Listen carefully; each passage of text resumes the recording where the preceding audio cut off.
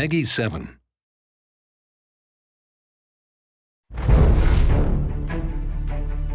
At the high level, LEGO Universe connects millions of LEGO fans together, brings them together to build, play, share together online, and connect them in new ways, and play with LEGO in a new way. What that really means is you can get in there, you can create your own minifigure, you adventure with that character, you get to play through this whole big epic backstory that we've got going on. You go on missions with other players, you trade with other players, and you collect stuff. And whatever you have collected from models and bricks, you go to your own little planet chunk, and you build maybe your own little castle, if that's what you want to build.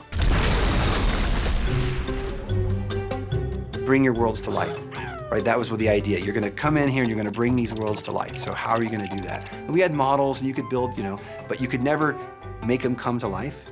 And now it's like, oh, now it can do it. Whoa! Oh, castle, staircase. An 8-year-old can build a big castle that really looks impressive and has dragons that spits fire and everything, right? He can build that. He might not have the bricks in real life or the skill in real life to actually design that castle, but in LEGO Universe, he can bring that all to life. I'm building this really cool thing, and when I show it to you, you're gonna flip out. Not only are you gonna flip out, but then we can play together in that world. I have, the words escape me. It's too cool. There's 3 different building experiences in the game. There is quick build. That's the fastest way of building.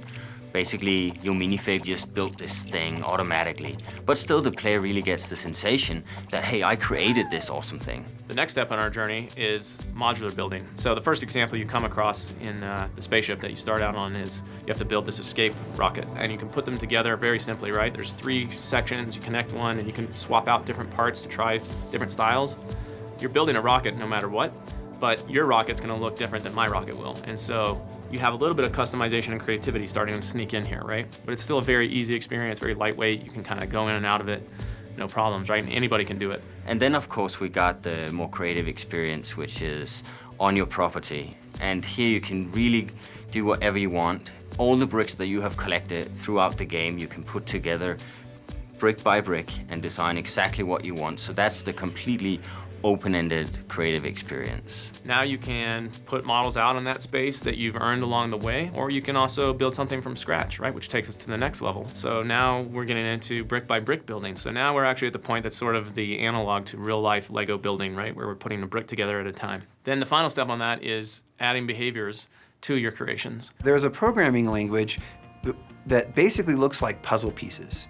And you can plop down all kinds of things, like when I get near something, when I get hit, any of those things. And then you can say, do all these different things, like break apart, or play this animation, or do this sound, or shake around, or turn sideways. There's just so many possibilities. And what I really can't wait to see is what are people gonna do with this really powerful language.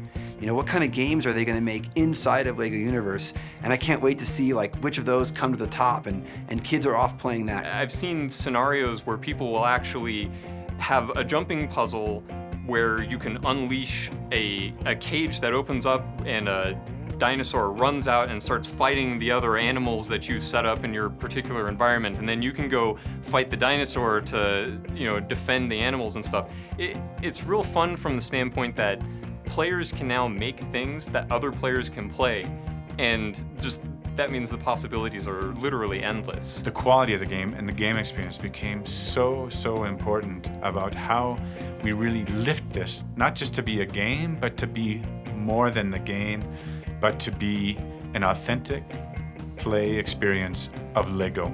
And I love Avant-Gardens, I love Gnarled Forest, I love all of these other levels. I think they're great because our artists are amazing, but I love the properties because they're empty. They're blank. I can do whatever I want there. I can run around for 2 hours, smash a bunch of things, complete a bunch of missions, get a bunch of bricks, go to my property and build my own castle. Make it mine. Think about what's the world you want. If you could have any world, what would yours be? And then apply that when you're in the game so that when you get to the build part, you're ready to go, you've got some cool ideas, and then your friends can come over and you guys can play in your world. It's more than a game, really. It's a new way to play with LEGO into the next century. LEGO Universe is a game that people are gonna want to play. And again, it's a game that's gonna keep growing and growing and growing. content, functionality, and it's up to the consumer to build what they want. So a lot of the game is also in their hands to build and create what they imagine, what they can do. It's just a fantastic game and everybody needs to play.